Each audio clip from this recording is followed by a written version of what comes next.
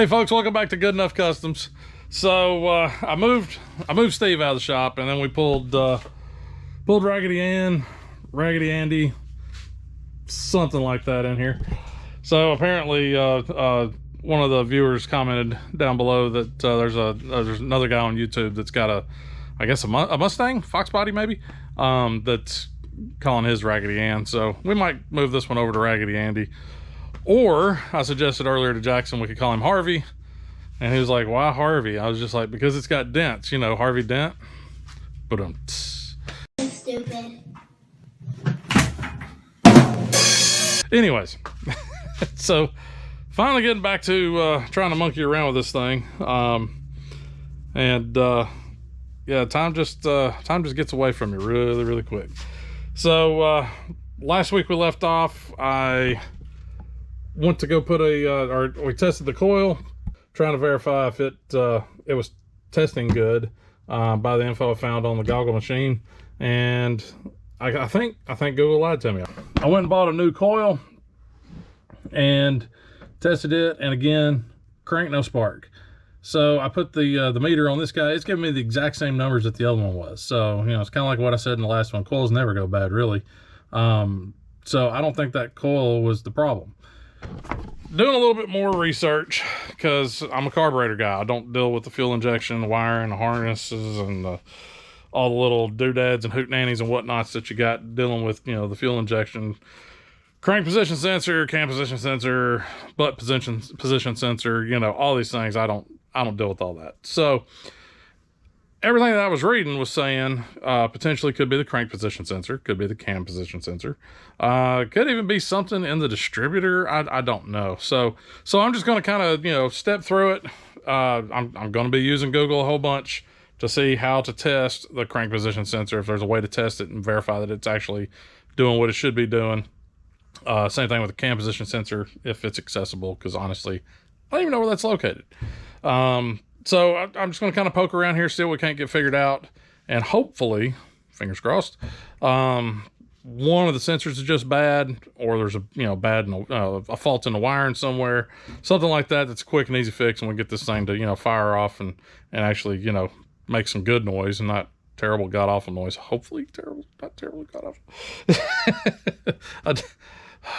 I really don't want to have to put another motor in this thing, but if we do, we can get one fairly cheap. So anyways, I guess that's enough of that. Time to get to it.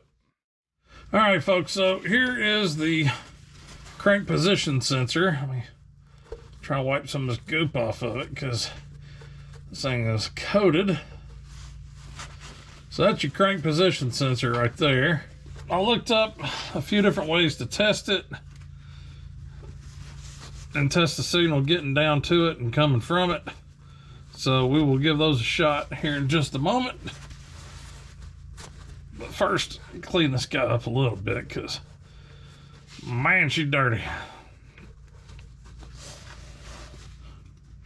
All right, so let's see if I can't get my finger in there. There's no easy way to get to that.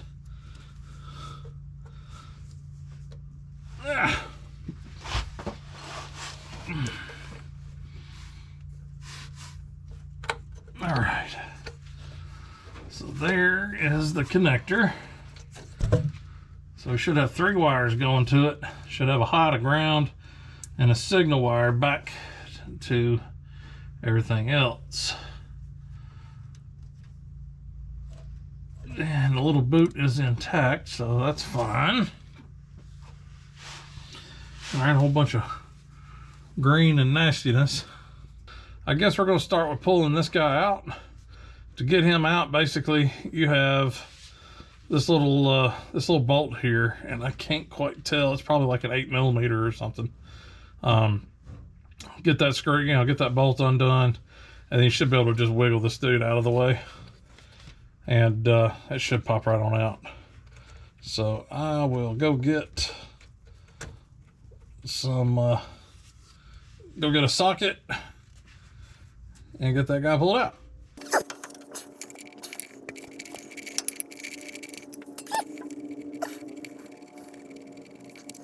All right, bolts out.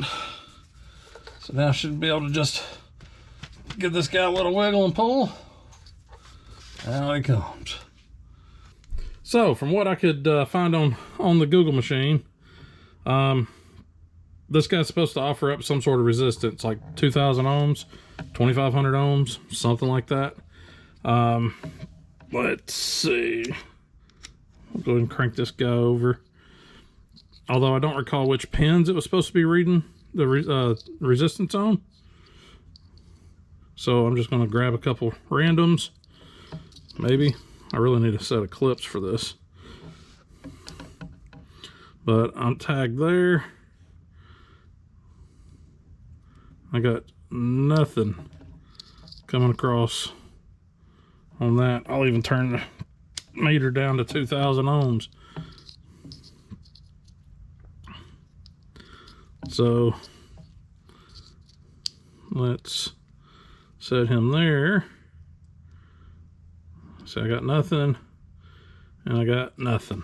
So looks like I got nothing as far as resistance on this guy, which tells me that he's open. So if he's open, he ain't sending signals. So I suppose we're going to go pick up a new sensor. Be back shortly. All right, so new crank position sensor. Heads up, these are not as cheap as you would imagine. I was sitting there figuring, you know, 30, 40 bucks. This thing was $95 with tax and everything. They didn't have the cheaper one. So this one, luckily, has a lifetime warranty. Not that we'll probably ever use it, but it does have a lifetime warranty. So, anyways, got our meter. I'm going to set this on the outside pins. So right there, you can see we are getting resistance now, where we're not getting it with the other one. So hopefully this is the only thing that was keeping the truck from starting.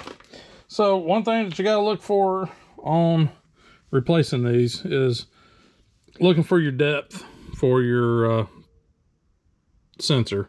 So, you know, kind of do a comparison of the mounting surface and see if your surface, you know, if they're lined up pretty good. These look like they're pretty doggone close. So I'm not going to worry about adding in some shims, which it comes with. It does come with a little set of shims. So if it's, you know, too close to the, if it's too close to the tone ring, you know, to be sitting there touching it, that's a bad thing. Don't want that. So I'm going to go ahead and get this guy swapped in there, and let's see what happens. One thing you want to make sure and do is you don't want to slam this thing in there dry.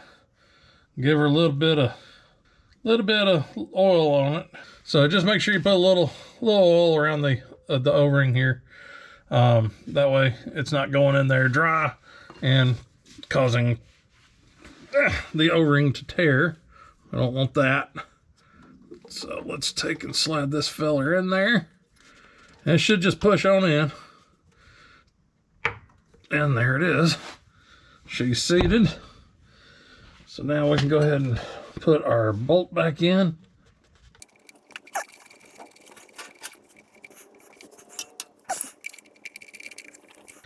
And then one thing I did actually forget was the little cable retainer.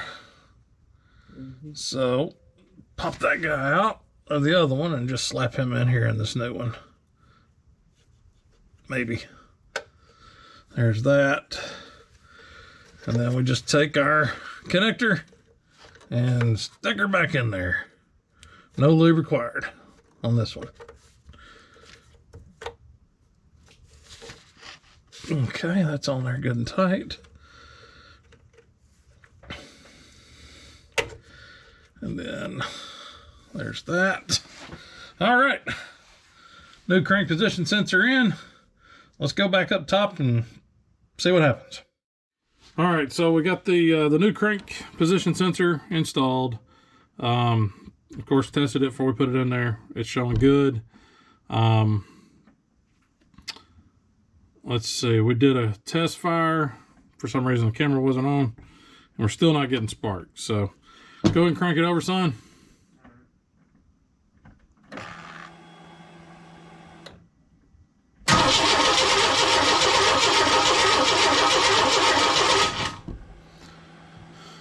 All right, so still getting no spark. I guess the search continues. All right, folks, next day. Did a little research last night and this morning, digging in a little bit deeper on this. Some things to troubleshoot, things to look at, specifically for a crank no start with no spark. Found a really handy website. I can't remember the URL for it, but I'll throw it down here in the description.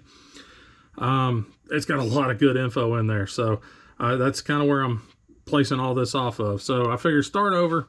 We'll just verify and rule out that there's actually something wrong with the coil wire. So we pulled it out. I got this little spark tester just sitting in there on the post down in the coil. So and then I've just got it hooked up back here to ground, so that way it's got a good complete circuit. So Jackson, go ahead and crank it. So we got no spark coming through here. So moving on to the next couple steps, we'll pull that out of the way. We just want to verify we got 12 volts, and it's easier to see with the test light than it is with the voltmeter. So we're going to verify we got 12 volts coming into the coil. Maybe. There we go. All right, we got 12 volts coming into the coil. Go ahead and crank it. We keep 12 volts even through the crank. So we know we got good power there. And reading up on it and looking at a couple other things, the coil and the ignition control module both get power from the same spot. So if one's got power, the other one should. So we'll check and see if this guy's got power. Go ahead and crank it. So we got power to it and power cranking.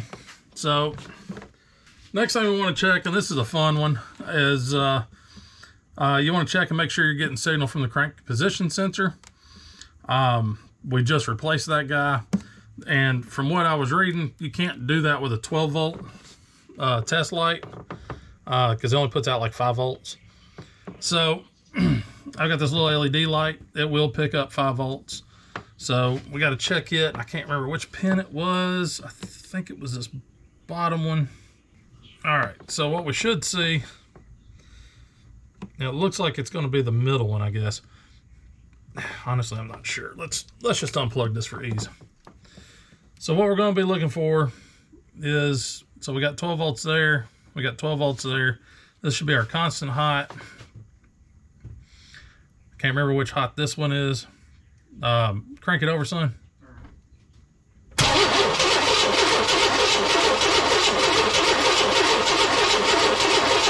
right.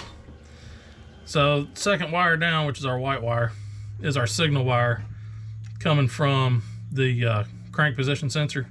And if you might have been able to see it. It's really dim, but this little LED was blinking. Go ahead and crank it again.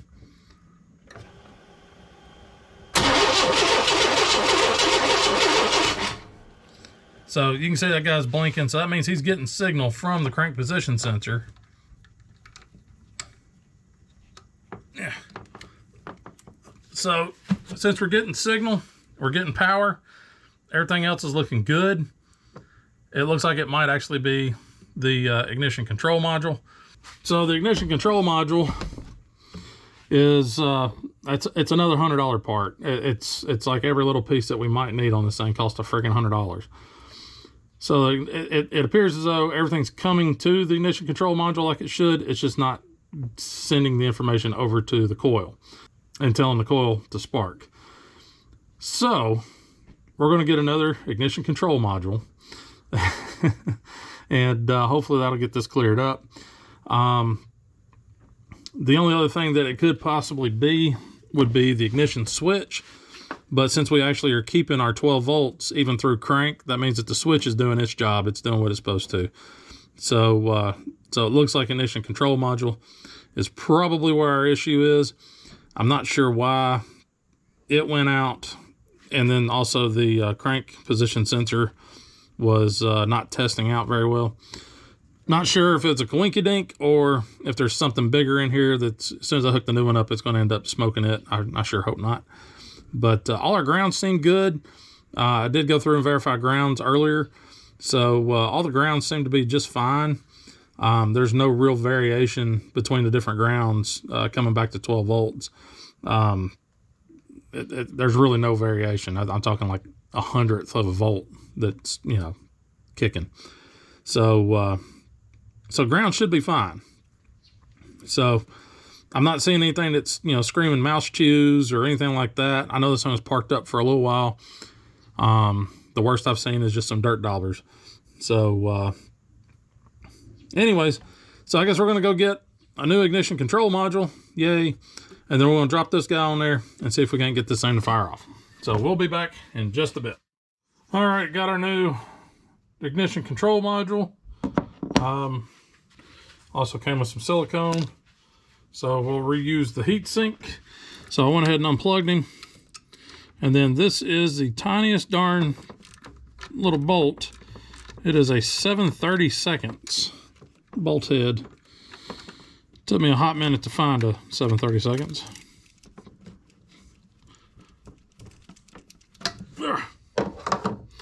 So we'll get this guy unbolted and get her all swapped out.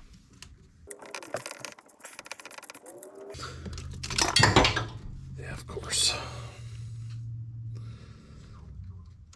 I do not know if I can reach that because my arm's too damn big to fit. Of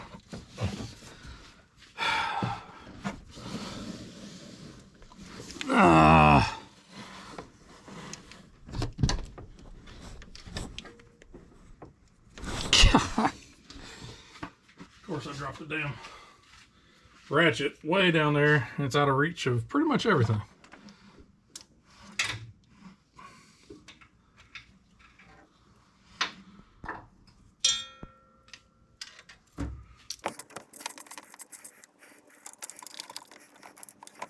All right, so went and put, it came with that fresh pack of silicone, so I put that on there, and then we just kind of join them both together. Be sure and put this stuff on there, put the silicone stuff on, because apparently that is what helps it to make a good connection for the heat sink, so that way it keeps it from overheating, because, you know, it overheats, it dies.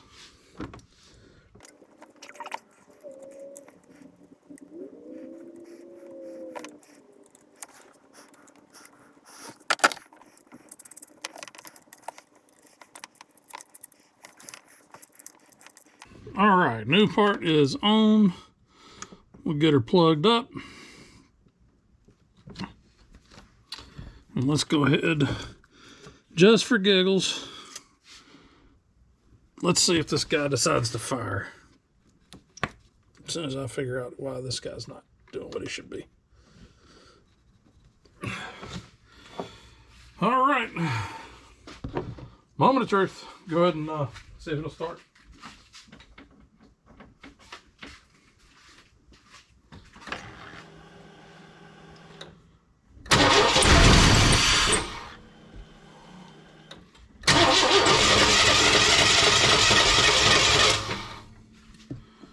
Do it again.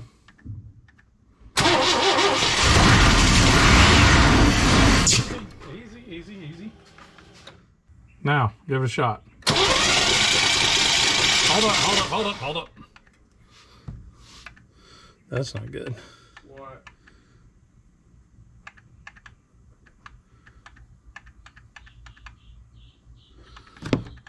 Hit the key again.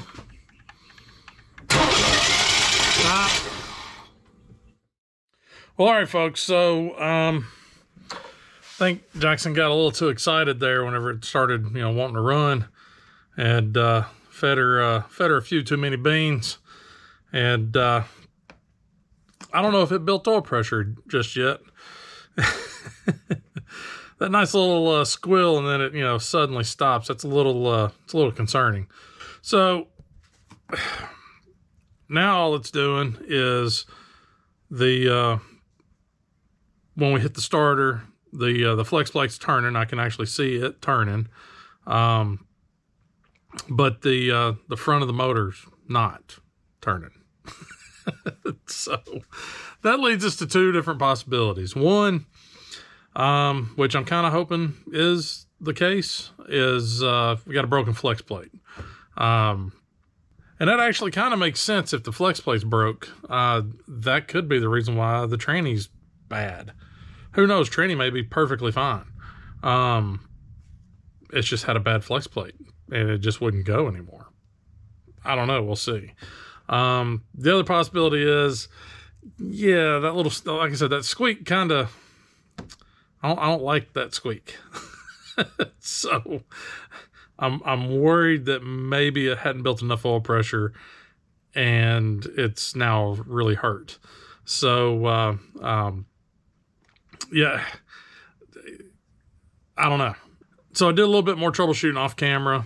Went ahead and pulled all the plugs, and then got Jackson in there, turning it over. And when it would catch the front, I was catching air across all the cylinders, so it was actually pumping air out. So it's still turning the motor over on all cylinders, from what I can tell, when it does catch. So it could just be that the flex plate is broken, and all it's doing is really just turning the torque converter. And maybe it's just catching every once and again enough to catch the motor and, you know, give it a little rollover. So the only way to really figure that out is going to be to pull the transmission. We know it's going to have to pull the tranny eventually. That, you know, the folks were telling us that it was bad. Maybe it's not bad. I'm not really sure how to test it and see if it's good, other than, you know, hooking it all up and seeing what happens. So I think what we're going to end up doing is, unfortunately, I'm out of time for today. This week has been unreal for my work. I've been on call this week, and I think I'm pushing 65 hours of time this week, which is nuts. So my time after work and this weekend has been very limited. I was pretty much working all day yesterday. So, and here it is Sunday. This is my edit day. So I've got to get this wrapped up so I can get the video put together for, getting it all uploaded. So unfortunately not going to be able to go ahead and start pulling the trans and get it out of the way and check the flex plate and see if it's cracked, broken, whatever. I'm kind of hoping that's the case, and that the motor's still okay, good enough to run for a little while longer. So I'm just gonna hold off on buying another motor, another trans. I'm gonna hold off on buying that till we can pull this trans out and check that flex plate and see if that's what the problem is. So that's gonna do it. I hate it that it's kind of 2 videos in a row now that I haven't gotten any, real traction with this truck. But time has not been on my side this last couple weeks. So I'm gonna try and get out here hopefully this week coming up. I'm not on call, so I should have a little bit more time in the evenings. Get Jackson out here to give me a hand and get this trans pulled, so we get the flex plate off and take a look at it and see what's going on back there. Hopefully it's just a cracked flex plate. And if that's the case, we'll get another one ordered, or if somebody's got one sitting around, I'll probably go ahead and hit the parts houses online and just see if anybody's got one. We're going to check that and see if that's what the case is. If that is, hey, cool. We're going to switch that flex plate out. We'll put the trans back on it, and we'll see if it's got gears. Who knows? Like I said, they parked it because they said the trans was out. It could be the flex plate was cracked or broken, and it just wasn't pulling the trans. I don't know. We'll see. So anyhow, that's going to do it for this week. Next weekend is going to be a busy weekend. We got C10 Nationals next weekend. I'm going to be there on Friday. Took the day off from work. So I'll be out there on Friday. And I plan on Friday running as much of the autocross. They're supposed to have a drag strip set up out there this time. And they got a little mobile dyno. I think it's Milltown Mobile Dyno is the name of it. I think they're all going to be out there. So I'll probably be out there all day on Friday, running autocross and just having a good time. Because, man, if you haven't ever run any autocross tracks, you're missing out. It is a blast. We got out there and just ripping and roaring last year, having a good time. Caden got his truck out there, long bed. And it was pretty doggy last year. It wasn't running as good as it is now. And they were still putting down really good times for just, you know, basically a sloppy built 350. And, you know, then you get to see like the big dogs get out there and run, and those guys have got some really nice trucks, and it's a lot of fun. So highly recommend it if you haven't done it. You get an opportunity to do some autocross, you know, get stupid with it. Get out there and just, you know, run it in whatever you got. Who cares? It is a lot of fun. But so I'll probably be doing that on Friday, doing autocross, drag race, maybe even hit the dyno again, and just see, you know, see what numbers it's putting down. But I've only got it registered for Steve. I haven't registered Big John for that. I only registered the one truck. So I'll be out there with Steve Friday. Like I said, I'll probably be doing all the fun stuff. Saturday, maybe a little bit of fun stuff, but probably going to be mostly checking out the other vehicles and stuff. Saturday's going to be the big day. That's when most people show up. So if you're in the Nashville area and you want to go check it out, I think last year they had 700-800 trucks out there, so it was a pretty good sized show. It's out at the Nashville Speedway, Super Speedway, whatever, out there, you know, towards Lebanon. So if you're in the area, you ought to go check it out. And if you see me out there, you know, running around or whatever, stop and say hey. You know, like I said, Steve will be there. So anyways, I do appreciate y'all watching. Hopefully life slows down just a little bit where I can get back to doing some really good content here. But it's really been a struggle here lately to get time carved out to get out here in the shop and do some work. So I do appreciate y'all guys watching. If you got any questions, comments, or anything, just drop them down below. I look at them. I read everyone that comes in, and if I need to respond to it, I respond to them pretty quick usually. Look forward to next week will be some coverage of C10 Nationals. And if you like the video, go ahead and hit that like button. If you made it this far and you haven't subscribed, go ahead and hit the subscribe button. I generally put a video out every Monday. Sometimes different events and stuff, I'll drop a second video out, sometime usually in the middle of the week. Just kind of, shorter videos, just kind of throw them out there. So anyways, I appreciate y'all guys and gals, and we'll, I guess, see y'all next week. And just remember, it ain't got to be perfect, just good enough. Y'all guys have a good one.